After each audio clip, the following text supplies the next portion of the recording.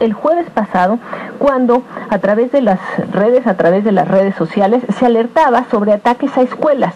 2 personas han sido acusadas de haber difundido este rumor, pero además, no solo haberlo difundido, sino de tener la intención de provocar pánico. Ahora podrían purgar sentencias de hasta 30 años de prisión por los delitos de terrorismo y sabotaje. Este es el único caso en el mundo en donde el haber manifestadose por Twitter o Facebook lleva algo así. Lleva una acusación de este tipo. Vamos a ver la historia.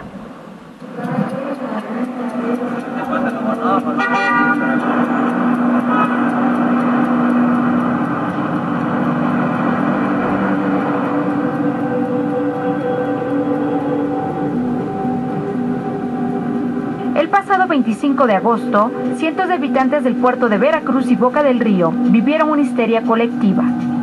Autoridades aseguran que el pánico se originó por rumores que se publicaron en las redes sociales. Y eran noticias gravísimas, noticias de que los helicópteros estaban llegando a las escuelas, que estaban disparándole a los niños en el recreo, de que había levantamiento de niños por grupos armados, de que también en las universidades habría raptos, había secuestros, había bombas, había una serie de acciones delictivas.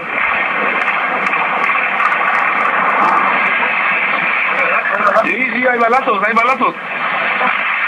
¡A la verga! Las escenas de pánico y miedo en Veracruz comenzaron a registrarse con mayor frecuencia luego de que el domingo 14 de agosto, hombres armados lanzaron un artefacto explosivo sobre el malecón, cerca de la zona de restaurantes y del acuario de Veracruz. Ese día, el saldo fue de 1 muerto y 3 heridos, entre ellos 2 menores de edad.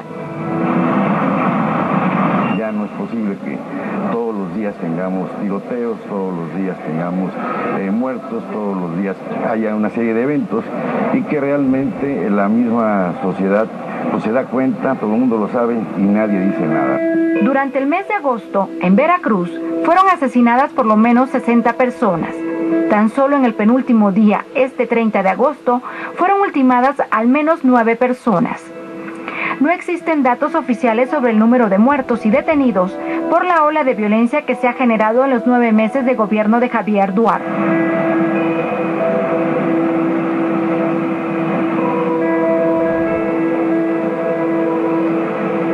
Estábamos trabajando nosotros ahí en Chedraui. Escuchamos que mataron a una persona ahí en la esquina. Aquí, mire, la mayoría cerraron de aquí. Ahí enfrente también cerraron, nada más. Pues es lógico, es el pánico que se crea por esta situación. Desgraciadamente ha habido ya cierres anticipados del comercio en horarios porque el propio personal pide, nos está pidiendo a los patrones que como medida de seguridad los dejemos ir más tempranos para que durante tu transcurso lleguen a su casa y no esté de noche.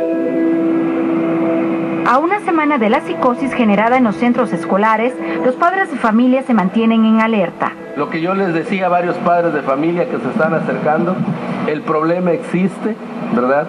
Debemos de vivir con el problema, no sabemos cuándo se va a resolver, pero tenemos que seguir mandando a nuestros hijos a la escuela, porque hay quienes nos han venido a decir de que no los van a mandar hasta que se acabe el problema. Y en las universidades públicas y privadas comenzaron a tomar medidas de seguridad, sobre todo en las facultades de ciencias médicas. Por protección misma ya no tenemos uniformes, ni los doctores, ni los alumnos, ni nosotros como empleados. Diario, 3, 4 balaceras. Es insoportable. Está la escuela un poco desierta porque están con el temor. Ante esta situación, varios ciudadanos usaron las redes sociales para alertar a la población sobre los hechos de violencia que se generaban en las calles del puerto. Pero el pasado 25 de agosto, todo quedó fuera de control. Las autoridades acusaron a 2 usuarios de Facebook y Twitter de provocar una desestabilización. 1.100.000 habitantes que aproximadamente viven aquí, prácticamente vivieron la histeria colectiva, provocada desde estos 2 personajes con esa intención de hacer un caos, de hacer y provocar zozobra, de generar un terrorismo en toda la sociedad. Recordemos el caso de 1938 que describía aquella novela de Orson Welles, donde esta guerra de los dos mundos provocó un caos.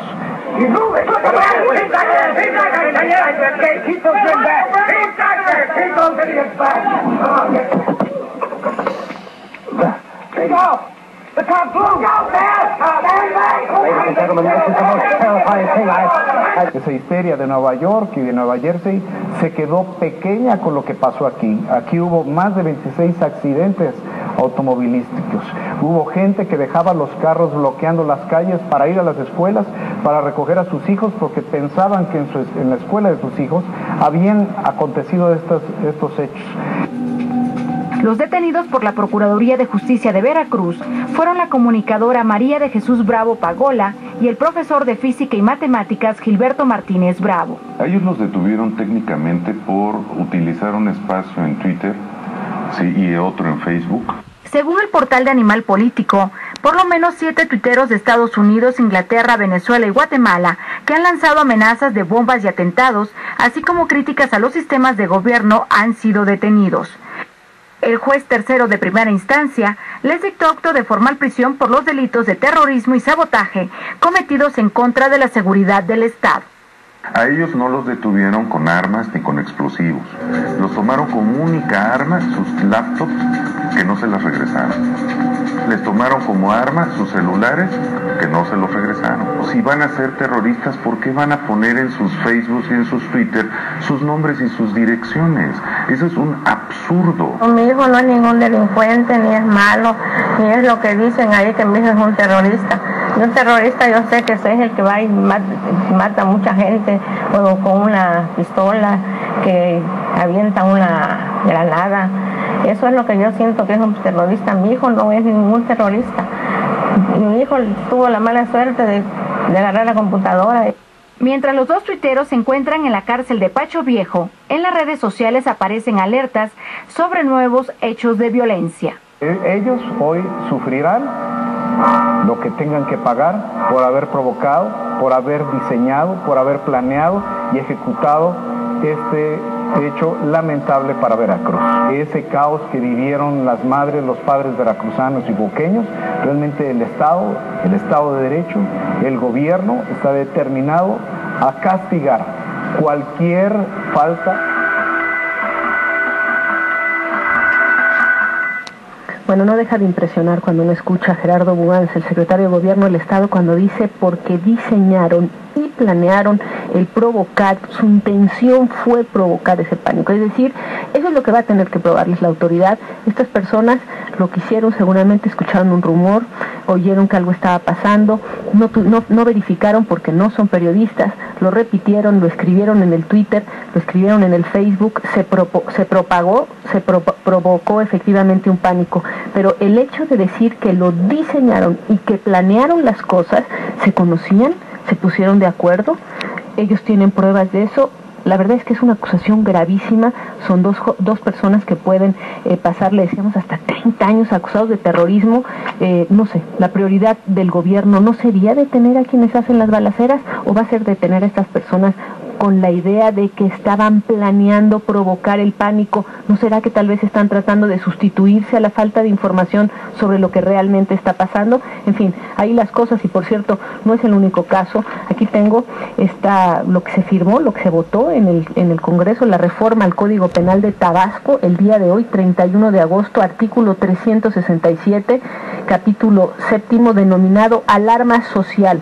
A quien por diversos medios orales, escritos, electrónicos o de cualquier otro tipo difunde información falsa con el ánimo de causar alarma, perturbar la paz pública o de orden constitucional, se le impondrán prisión de 6 meses a 5 años y multa de 100 a 500 días.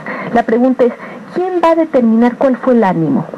¿El ánimo de las personas que quieren causar alarma, perturbar la paz pública o el orden constitucional? Ahí está, esto es en Tabasco, la historia es en Veracruz. Nosotros vamos a una pausa. Regresamos con las imágenes que les cogió la producción para el día de hoy en la noche. Ya volvemos.